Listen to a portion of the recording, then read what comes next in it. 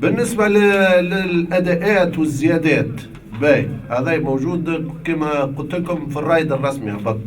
باهي عندك فتيرة صغيرة تدفع 100 فرنك للدولة، باش تاخذ فتيرة صغيرة عادية تدفع 100 فرنك للدولة. فتيرة بالعظم تبدأ العظمة من عندك تدفع 150 فرنك. فتيرة بالعظمة من عند الفطايري تدفع 200 فرنك.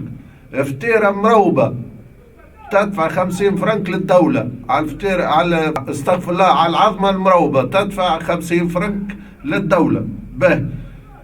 باهي عندك الحمام، مش تعمل حمام عندك تدفع 100 فرنك على كل اسطل ماء بارد في الحمام. باش نبدو واضحين، تدخل الحمام لازم تدفع 100 فرنك على كل اسطل ماء بارد، و200 فرنك على كل اسطل ماء سخون.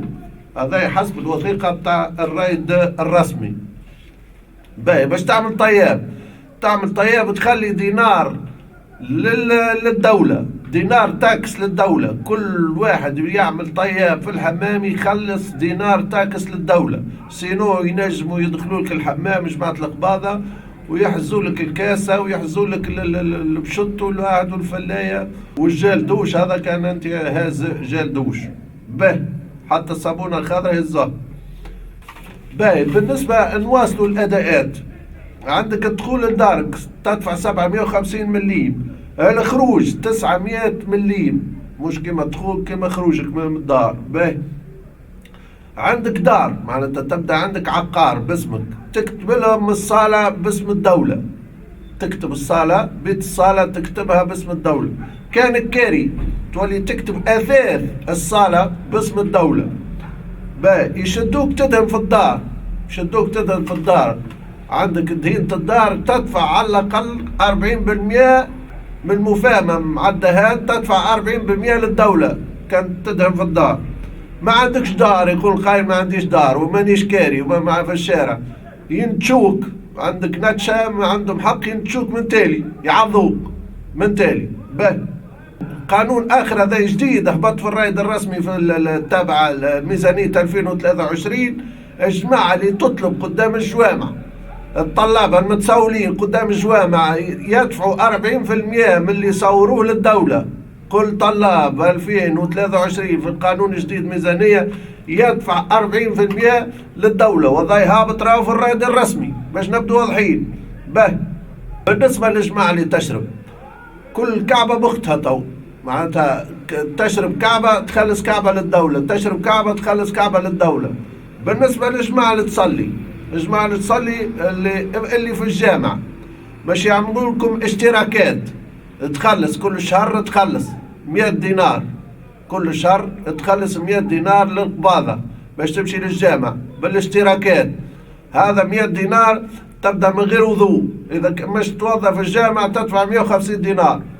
100 واحد غلاء راهو باش نبدو واضحين. بالنسبة اللحوم الحمراء عندك الشمان باش تشم اللحم العلوش 25 دينار، عندك باش تشم برشني، باش تشم اللحم البرشني عندك 10 دنانير، باش تشم الهبرة غالية شوية 30 دينار، شمان الهبرة 30 دينار.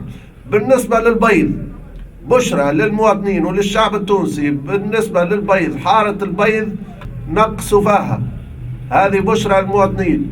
حارة البيض كانت 4 كعبات مش تولي 3 كعبات فقط. نواصلوا الأداءات، مازال شوية أداءات. باش ترقد في الليل على كل نومة تدفع دينار، باش تفيق تدفع 10 دنانير، حبوك ديما راقد باش ما تفيق، تدفع 10 دنانير كيماش تفيق الصباح باش نبدو واضحين.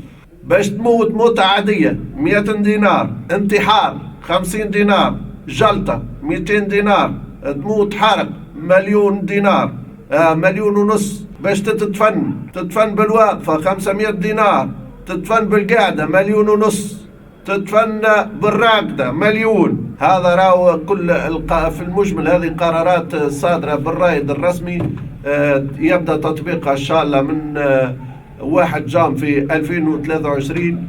بالنسبة اللي يحب يموت قبل 1 جانفي نجم يسلكها ما يدفع حد شيء، وإن شاء الله راس عام مبروك عليكم. أما راهو المشكلة مش في راس العام، المشكلة فيروسنا احنا.